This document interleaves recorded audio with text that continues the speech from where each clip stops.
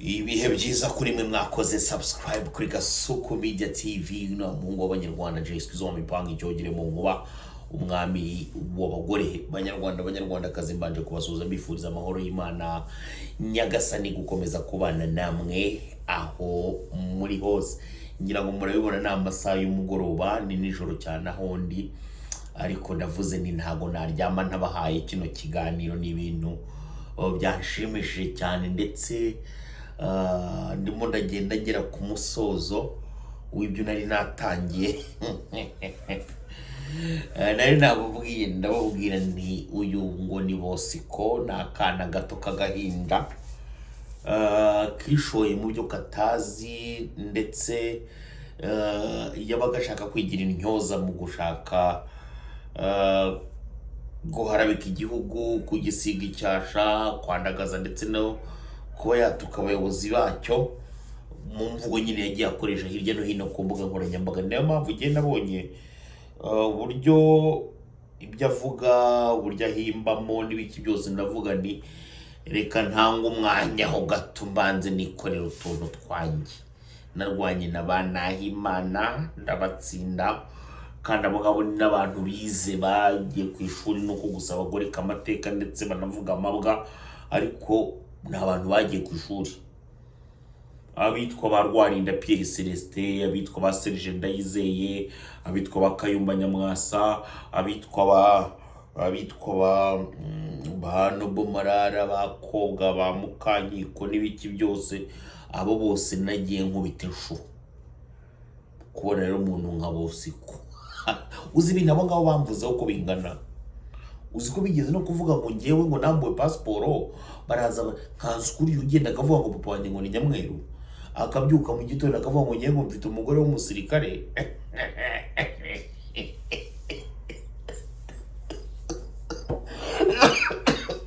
Nararebye ndavuga repo ikinini kigoryi ntago urimo uragenda usubiramo ibyo bagenzi bawe bagiye bavuga.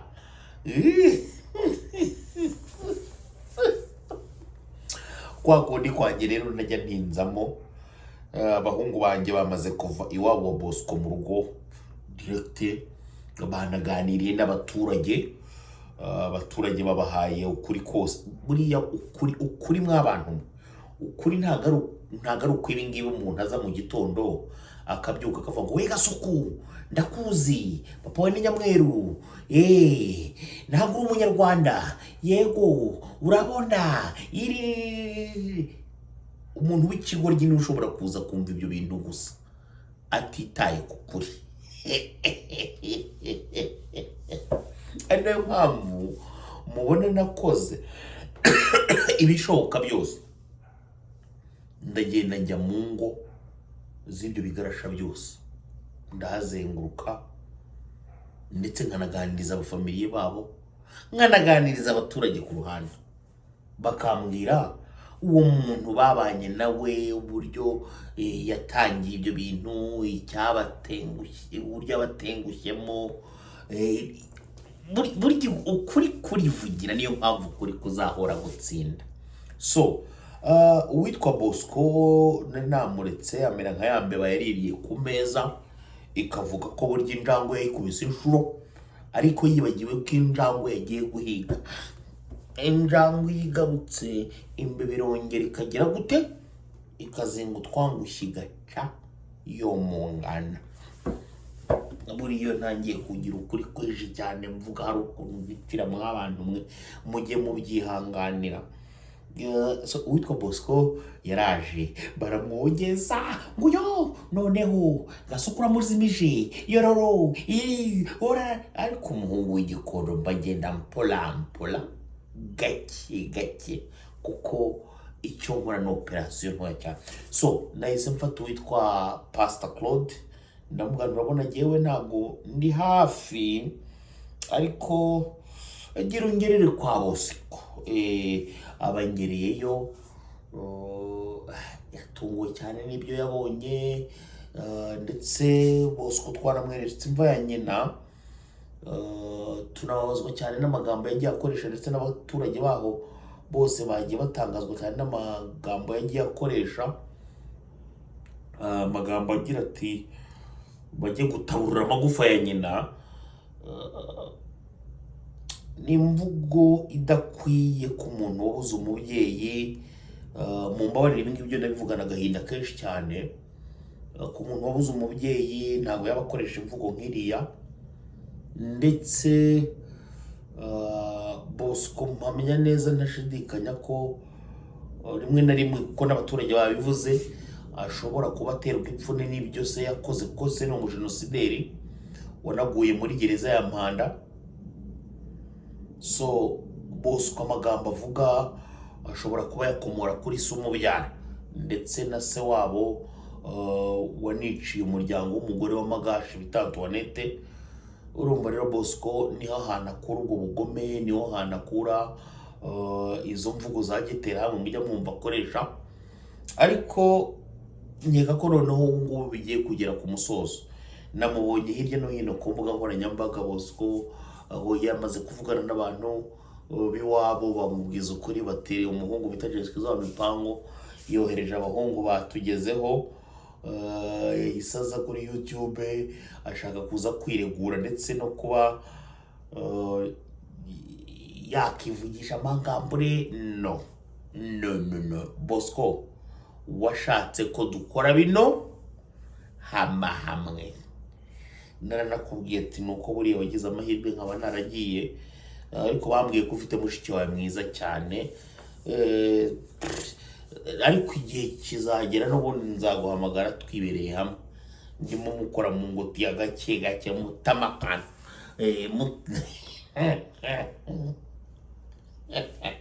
Kandi yewe iyo mvuze ibintu ndabikora uko niko nteye. Niwo mwihariko wanjye rwose nk'umuhungu w'igikondo. Narakubwiye, ndakubwira ni kuva gusa ukinishije umurongo utukura twese nk'abanyarwanda muri rusange tuzi tutagomba kurenga, uwo nta wundi. Umurongo utukura ni ukuba wagaragaraho ingengabitekerezo ya jenoside, gupfobya jenoside, kubiba inzangano ndetse n'amacakubiri no guteza imidugararo muri rubanda. Uri umurongo utukura uba wamaze kuwurenga. So Bosco, nkimara kukubonaho icyo kintu nahise ngukaraba. So ku isaha y'isa 12 mw'abantu mwe, bantu muba munkurikirana 5 kwa 5, bantu mu nkunda, ku isaha y'isa 12 muze kureba kuri YouTube channel ya Pastor Claude bita Ikaze TV. Nibwo ukuri kw'ibintu kuraza kuza kujya habona. Ukuri kw'ibintu kuraza kuza kujya habona. Mureke bya bindi abantu baza ahangaha bagapfa just kuvuga nta kuri guhari.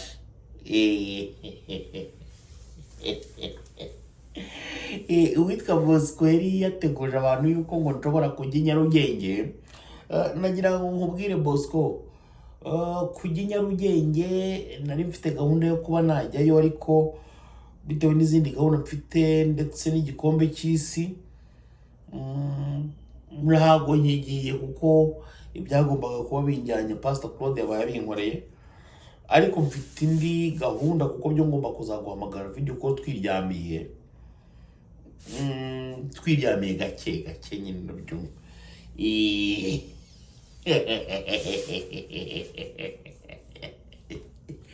Uzambaze bazakumbwira bro. Bazakubwira abo bahungu bandi bose barabizi, I don't play no game. Nakemera ngatanga ibyo mfite. Ariko iyo mfite gahunda yo guhana ndaguhana. I whoop your way.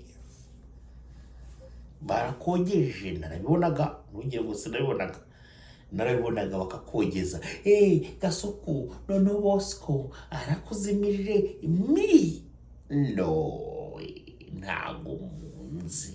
Muhungu w'igikondo nge ndwana nyakabigize. Ndwani ya shikara.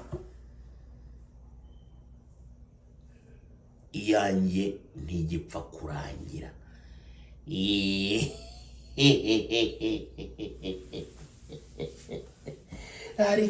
ariko views zizarikora we. Uwitwa Bosco yarashyukewe aragenda akora video za AI, ngaha amafoto ya AI azana Nyamweru wo mana alala. Ariko abantu bagiye banabikubwira neza, barakubwira batese kuvuga ko nta vangura urangwa naryo, ukaba urimo urakora discrimination ku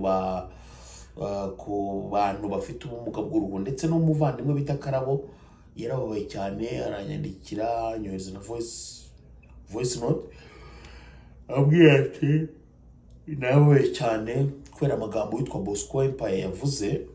Ndetse Karabo ari ikiganiro agomba kuzakora kikwamagana, kigukumira kubera imvugo wakoze ujondora abantu bafite ubumuga bw'uruhu nkaho batari abantu, nkaho bari ibicibwa, ku buryo wumva ko byaba nk'iturufu wakwitisha umuntu.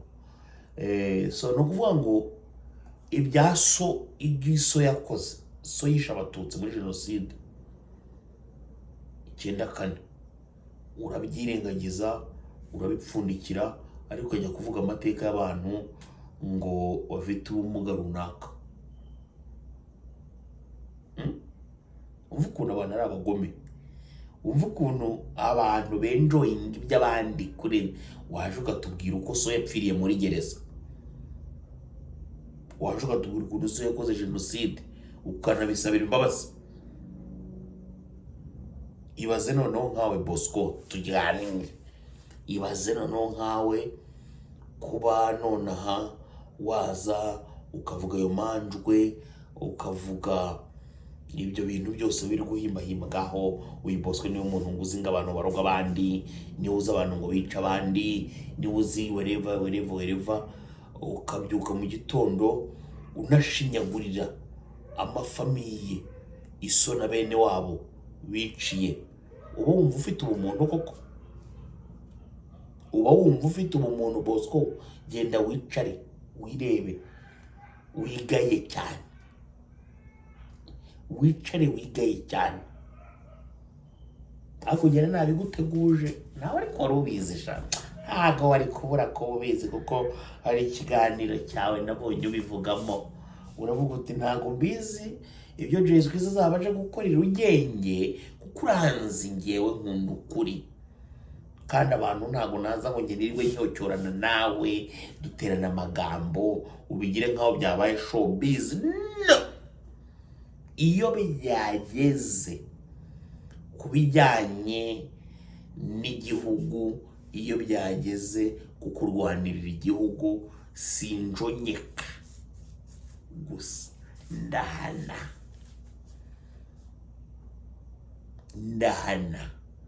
Wenda bamwe mu bantu bashobora kuba baratekerezaga ko ibintu turimo ari fantasy cyangwa se ibintu biri aho ngaho. No, baze kuza kureba ikiganiro cyose, baze kureba ikiganiro cyo ukugena ikomana.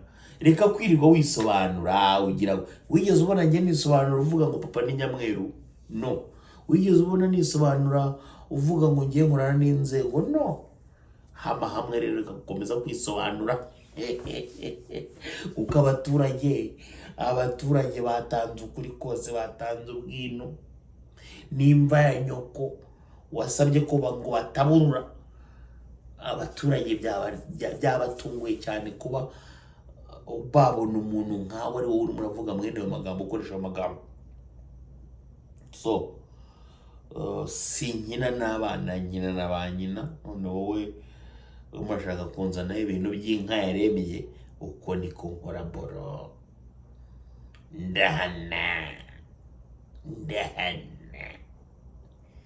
yako bakita gashari, vuba aha ndakuzanira n'akanyafu. Umuhungu w'igikondo nicariya, namaze kugukorera icyo bita guhananahanation. Ngaho ngera uvumvure sha, ongera uvumbure. Sinavugishije mwene wanyu wakujyanye na Uganda bita ngo Ezekiel, ntabwo wumvise ibintu yambwiye kuri telefone. arambwira ati twebwe dukora zino nkuru marabitsi just kugira ngo twibereho. Igihugu cy'u Rwanda ntabwo ari uko bimeze, ntabwo bagikiniraho nk'uko utekereza sha. Kiriya ni igihugu cyatwibarutse, ni umubyeyi uduhetse, so ntabwo ushobora gukinira ku mubyeyi wacu ngo natwe tukurebe no. Urahanwa mbere y'uko ubigerageza ndugu. So hama hamwe, ibi nibyo wishakiye, nibyo wifuje.